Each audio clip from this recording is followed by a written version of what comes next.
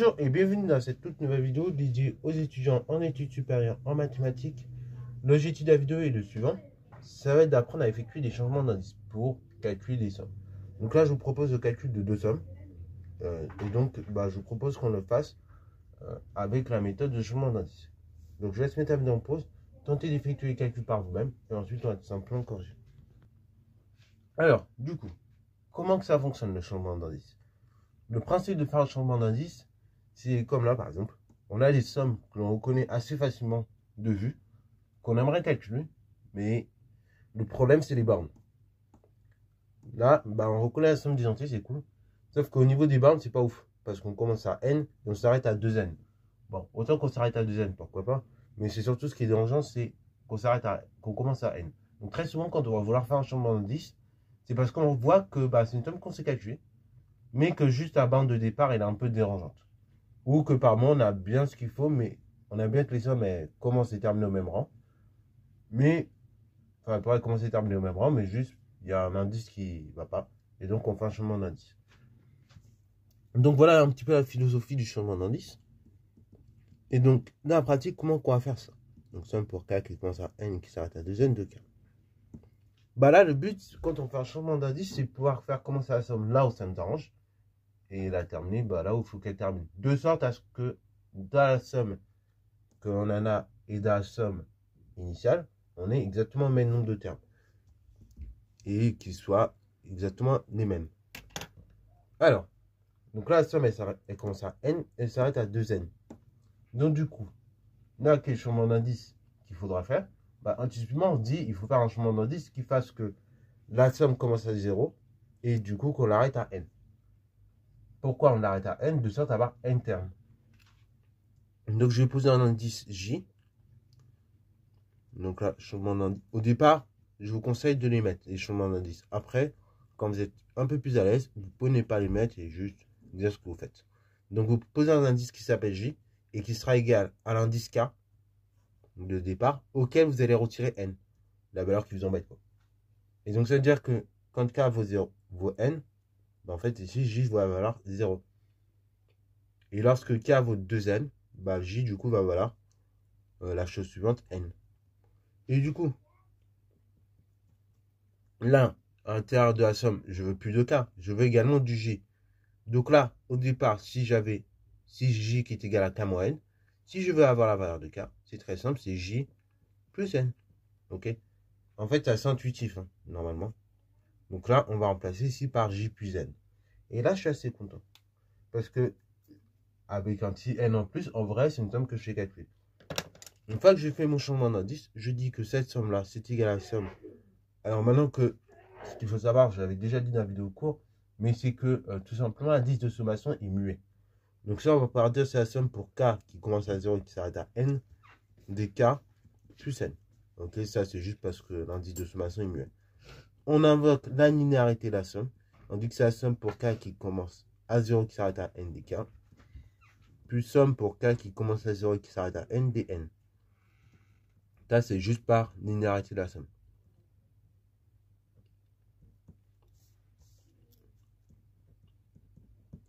Une fois qu'on a écrit ça, la somme des k pour k qui commence à 0 qui s'arrête à n, on connaît, c'est n facteur n plus 1 sur 2. Et là, du coup, on a n plus n plus n plus n. Combien de fois? N, en fait, étant une constante pour la somme. Ce n'est pas quelque chose qui dépend de k. On va avoir donc, tout simplement, n, n plus une fois. Donc, on va avoir n facteur n plus 1. On factorise, et après factorisation, j'ai n facteur n plus 1 multiplié par 3 demi. Voilà le calcul de j. Maintenant, on va essayer de calculer L. Alors, calcul de L, somme pour k qui commence à 2, qui s'arrête à n. De la chose suivante, k par multiplié par 2 puissance k. Alors, on va admettre une formule qu'on avait déjà démontrée. Il y a déjà 2 vidéos de ça, je crois. On avait démontré. Donc là, on admet. Et je vous invite à le redémontrer. Donc, résultat admis. C'est la chose suivante. Donc, on va admettre le résultat suivant. c'est que quel que soit x appartenant à R privé de 1, et quel que soit n dans n étoiles, la somme pour k qui commence à 0 ou à 1 et qui s'arrête à n des k parmi x puissance k, c'est donc égal à la chose suivante. Donc on a démontré que c'était égal à x fois n fois x plus 1 facteur 1 moins n x puissance n plus 1 sur 1 moins x le tout au carré. Donc ça, on a mis ce résultat-là. Pour leur démontrer, je vous invite à aller revoir la vidéo qui précède, où on avait justement établi les résultats par juste technique de dérivation. Ok. Et donc, on a mis ce résultat-là, et on aimerait se rapprocher d'une somme de ce type-là. Ok. Donc, bah, on va faire le changement d'indice suivant. Là, il est tout simple. On veut que k commence à 1. Bah, on va faire le changement d'indice. Je vais appeler j encore. Égale k moins 1.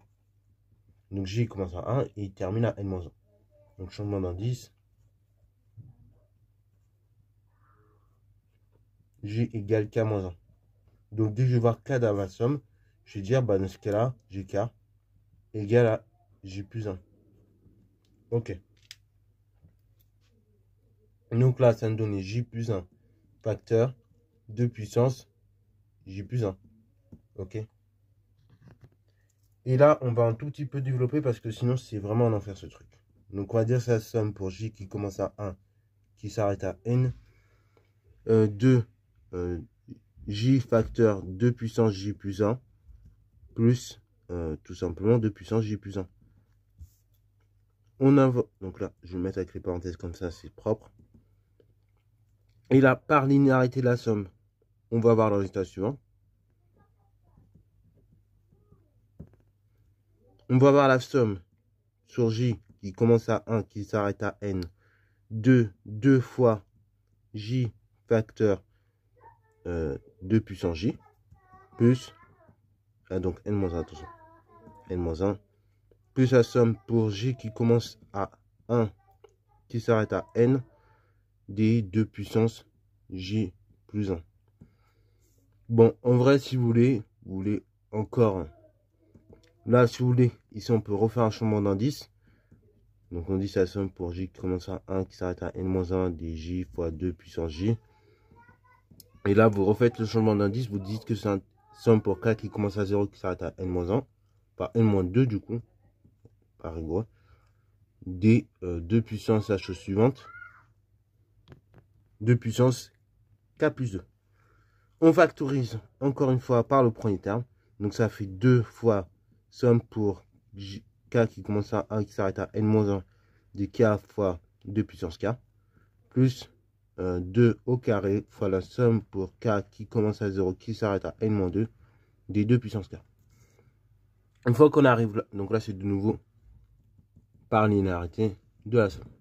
Donc là vous avez vu, je n'ai pas mis le changement d'indice, mais ici un changement d'indice pour passer de là à là. Et le changement d'indice, c'est juste de dire que c'est l'indice K qui est égal à la chose suivante. C'est donc l'indice J que j'avais au départ, auquel je retire 1. Et après, je remplace par les formules établies. Donc là, je vais avoir 2 fois, tout simplement, ici je m'arrête à n-1, donc n-1 facteur 2 puissance n, moins, du coup, 1 moins n, enfin moins 1, plus n, moins 1, donc c'est-à-dire n, que je multiplie par 2 puissance n moins 1 plus 1 sur 1 moins 2 au carré, c'est-à-dire 1. Après, on va simplifier un peu tout ça parce que là, j'avoue que c'est moche. Ça fait 2 au carré qui fait 4 fois la somme pour k qui commence à 0 qui s'arrête à n moins 2 des 2 puissance k. Ça me donne 1 sur 2 puissance n moins 1 sur donc 2 moins 1 moins 1. Ok. Enfin 1 moins 2 plutôt qui fait moins 1. Je simplifie. Donc là, j'ai encore, on peut factoriser par 4 d'une part. Facteur la chose suivante. Donc n-1 fois 2 puissance n moins n 2 puissance n-1 plus 1 moins donc 1 plus 2 puissance n-1. Les 1 se simplifient. Et c'est à peu près tout. On va juste faire une petite factorisation encore. Et donc là, je pense qu'on va pouvoir factoriser même par n-1. Bon, là, je ne vais pas prendre de risque, donc je vais y aller étape par étape. n-1 facteur 2 puissance n, plus moins n, plus 1, fois 2 puissance n-1. Et en effet, comme je l'ai dit, on peut factoriser par n-1. Alors parfois, dans les copies, il vaut mieux toujours mettre une table de plus, comme j'ai fait, pour être sûr de sa factorisation. Donc, on va avoir 4 fois n-1 facteur 2 puissance n moins 2 puissance n-1. Bon, et là, c'est encore de jackpot. On peut encore simplifier, du coup. Et en fait, on arrive à 2 puissance 2 fois 2 puissance n-1 fois n-1 fois, donc ici, 2 moins 1. Ok. 2 moins 1, ça fait 1. Et donc, j'ai 2 puissance n plus 1 facteur n-1. Et donc, ceci conclut le calcul de la somme n. Voilà du voilou. Voilà, c'est tout pour cette vidéo-là. J'espère que t'as plu. Comme d'habitude, n'hésite surtout pas à la liker, commenter et bonne soirée en mathématiques et en sciences.